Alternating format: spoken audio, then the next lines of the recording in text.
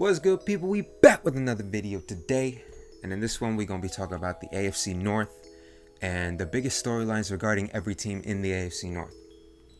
So I want to start off with the team that I have fourth place in the division. I think everybody else has them fourth place in the division, the Cincinnati Bengals. Now, I was not high on the Bengals draft class. Selecting Jamar Chase in the first round, 5th overall. Was not a fan of that move. Now, it didn't have anything to do with Jamar Chase as a player. I just thought they needed to build the offensive line. So, pulling up their depth chart, the offensive line, it's better than what it was last year, for sure. It's better than what it was last year. But it's still bottom 3, bottom 5. It's still a lower tier unit. And man, with Joe Burrow coming off the ACL injury last year, himself admitting that it's taken him some time to mentally get over that injury. Man, this is coming from somebody who loves Joe Burrow, but I could see the Bengals just really falling apart this season. I think they could be a bottom 3 team in the league. I'm not expecting good things for Cincinnati. On top of that, you have to look at the teams they play in the division. Brutal defensive lines in Pittsburgh, Baltimore, and Cleveland. All monstrous defensive fronts. And, okay, Jonah Williams is back. Hopefully he can stay healthy for a full season. They added Riley Reef, who's not great, but better than Bobby Hart, that's for damn sure. Quinn Spain is a guard I like, but, they drafted Jackson Carman in the second round. We'll see what he can do. Trey Hopkins is a low ceiling starter. So I'm not a fan of this offensive line, and I think Burrow's going to get killed again. He got sacked 32 times in the 10 games he played last year. Are you kidding me?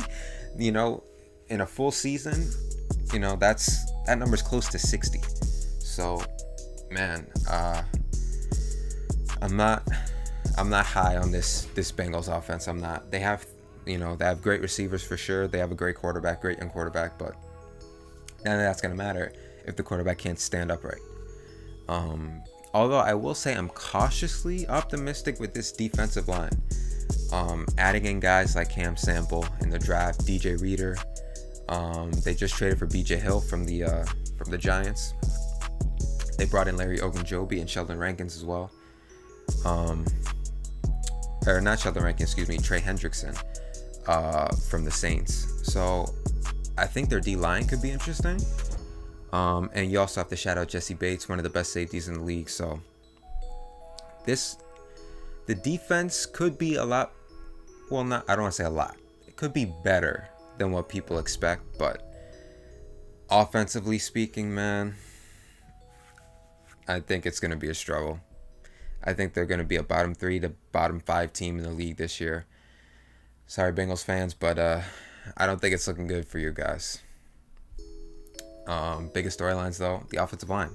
So, moving on to Pittsburgh, who I have them as the 3rd place team in this division. The biggest storyline for the Steelers is it could be the end of an era.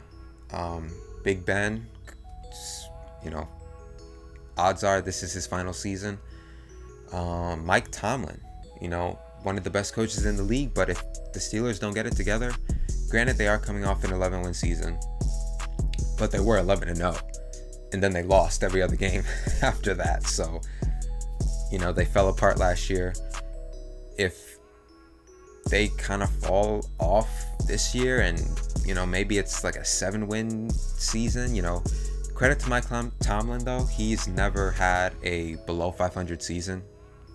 So I don't think he'd get fired if this was the first one, but you never know. If Ben's out, they may move on from the coach and try to bring in somebody else. So, I think the biggest question the biggest storyline rather for the Steelers this year is potentially an end of an era. Nah, I think the offense is going to be better. You know, they added a new offensive coordinator, Matt Canada. I think he's going to heavily utilize Najee Harris, their first round pick. I think he's going to be the focal point in this offense. I know they have a ton of receivers, and of course Big Ben, as I mentioned, but you don't draft a running back in the first round if you don't plan to use him that much, unless you're the Jaguars, I guess.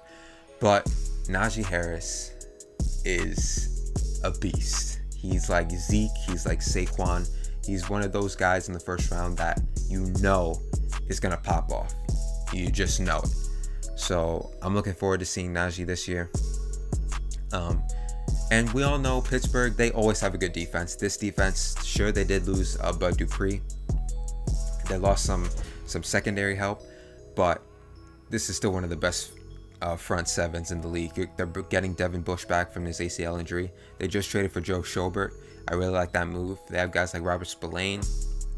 They added in Melvin Ingram from the Chargers to help us with their pass rush with TJ Watt. Man, they have Tyson Alualu, Cameron Hayward. Yeah, that's a damn good front seven. So the secondary could be a bit suspect. They do have Minkah Fitzpatrick back there. But Joe Hayden is getting a bit older, you know. They do have Cam Sutton, who's decent. So we'll see. We'll see what that secondary can do. But the front seven is where the Pittsburgh defense is going to make their money, man. So I'd say the biggest storyline for the Steelers is if they don't get it done this year, it could be the end of an era. Could be massive changes in Pittsburgh. And now we move to the Baltimore Ravens, who I have as a second place team in this division.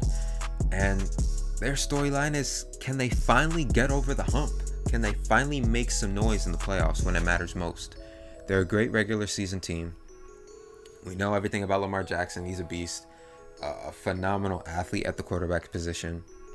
But when it gets to the playoffs, for some reason this team shrinks. The offense shrinks. And I want to see them take that next step. Now, maybe they can't with Greg Roman, who's specializes in the run game. And his passing games over the years have kind of lacked a bit. So maybe they need a new OC. Maybe Lamar is just, his ceiling is capped off at a bit. You know, it's hard to say. It's hard to say what the real issue is. I would like to see Greg Roman open up a little bit more and throw the ball a little bit more. You know, throw the ball on first down more. Throw the ball on second down more. You know, at some point, teams know what you're going to do. If you're running the ball constantly, and that's the only thing they have to worry about, you know, they're going to stop that, as we have seen in the playoffs the last couple seasons. So we'll see, man.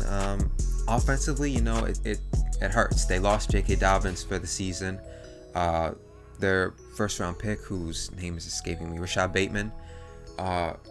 You know, we don't really know when he's going to be back. He should be back maybe late September, early October. But even when he's back, it's going to take him some time to get reacclimated, you know? So he could be a non-factor for really half the season, which is unfortunate. You know, of course, taking him in the first round, they're expecting him to be a massive contribution. So, you know, Baltimore, they're a playoff team for sure. You know, with John Harbaugh, with Lamar Jackson, they have enough high-end talent to be a playoff team. Their secondary is one of the best in the league, led by Marcus Humphreys and Marcus Peters, or Marlon Humphrey rather, and Marcus Peters. So their high-end talent is very good enough to get them to the playoffs. So I have no qualms about them being a playoff team, but it being a real, true Super Bowl threat, we haven't seen that the last couple of seasons. So we'll see if things change this year. And then, of course, we go to the first place team in this division, in my eyes this season, the Cleveland Browns, led by Kevin Stefanski, their head coach, who has just a bevy of talent to work with. Odell Beckham Jr., Jarvis Landry, Rashard Higgins, Donovan Peoples-Jones, Nick Chubb, Kareem Hunt, Austin Hooper, David Njoku, Harrison Bryant. I mean, this is a top 3 roster in the league. Behind Tampa Bay and maybe behind Kansas City as well. Maybe it's a top 2 roster in the league, actually. The offense is ridiculously loaded. And their biggest storyline is Baker Mayfield. Can Baker take that next step to becoming a true elite franchise quarterback? Can he be up there with the Patrick Mahomes? Be up there with the Josh Allens? You know, can he match that high end upside of a Lamar Jackson? You know, that's the storyline. You know, Baker's probably closer to top 15-ish quarterback than he is a top 5 quarterback right now. But I want to see him take that next step to becoming a true elite franchise pocket passer. And man, he's got the offensive line to do it. A top 2, maybe top 1 offensive line. Reading off the names real quick. Give shout out to the big boys. Jedrick Wills at left tackle. Guard Joel Bitonio and Wyatt Teller. Their center J.C. Treader. And then of course right tackle Jack Conklin, who they brought in free agency last year. That's a top 1 unit in the league. And then you have on top of that all these weapons. Like, this offense has no excuses. No reason why they can't be a top 3 unit in the league. But it all comes down to Baker, man. The Browns have real Super Bowl chances if Baker can reach his ceiling. And in this offense with Stefanski, with these weapons, with this offensive line, I really don't see why he can't reach that ceiling. And then on top of the offense, the defense in the offseason had a massive makeover for the best. Of course, you have Myles Garrett there. They bring in Jadeveon Clowney to help alongside him, which is going to be very interesting. You know, Jadeveon Clowney was hurt last year, has never really reached his full potential that a lot of people thought, you know, the player he was going to be when he got taken first overall. But he's still a solid player, still a good player, a great run defender as well. And the secondary is really where they just completely flipped. You know, with Denzel Ward, of course, he was there last year, but they really didn't have a number 2 guy. And hopefully their number 2 guy can be Greg Newsome, who they took in the first round this year. And then on top of that, you add Troy Hill to play slot corner. You add John Johnson to be that kind of do everything safety, as well as hopefully, you know, Grant Delpit coming back from his Achilles injury. Hopefully he can stay healthy and be that player that a lot of people thought he should have been a first round pick the year he came out. So you have Grant Delpit as sort of that rangy, you know, free safety. John Johnson, the do it all type of guy. I mean, man, they have Ronnie Harrison who played good for them but was hurt last year. You know, Richard LeCount, they also drafted in the 5th round, I believe. Man, I mean, I'm just looking at this depth chart and I'm kind of at a loss for words right now. Jeremiah Owusu-Koramoah as well, they drafted in the 2nd round. Like, the Browns have no excuses. They should be the 2nd seed in the AFC, in my eyes. They're the 2nd seed. You know, you can't really put anybody over the Chiefs. Although I will say, I think the Browns have a better roster than Kansas City. But because the Chiefs have Patrick Mahomes, it's hard to put teams over the Chiefs, you know. So, man, the biggest storyline for the Browns, Baker Mayfield. Put up or shut up time, Baker. He played great the second half of the season as he was, you know, beginning to get more comfortable in the offense. I also want to say he did not play better because Odell was out. It was because he got more comfortable. So now you add a comfortable Baker with a transcendent talent like Odell. Man, I have a hard time seeing Baker not being a top 10 quarterback this year. I'm gonna just say that right now. And I can't wait to see it. I cannot wait to watch the Cleveland Browns this year. A real legit Super Bowl contender are the Cleveland Browns. And who would have thought that would be said 3 years ago? I mean, life comes at you fast, man. So that's my breakdown of the AFC North. A quick breakdown of each team. what I expect to see from them this year. Make sure you like the video, subscribe, follow me on Twitter and Instagram. They'll be in the comment section below. Make sure you comment as well. Show me love, support. Appreciate y'all. And we'll be back tomorrow. Peace.